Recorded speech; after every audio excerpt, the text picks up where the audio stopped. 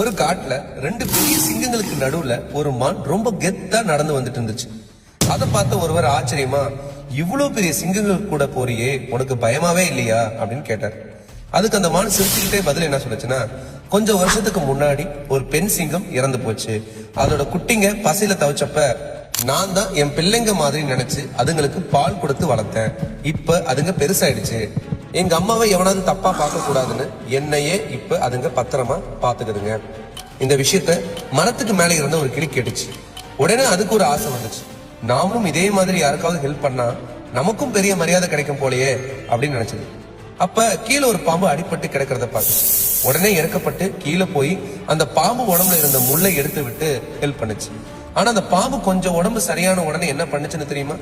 திரும்பின வேகத்துல உதவி பண்ண அந்த கிளியவே ஓங்கி ஒரு கொத்து. அப்ப அங்க வந்த ஒரு பெரியவர் அந்த கிளிய படுற கஷ்டத்தை பார்த்து,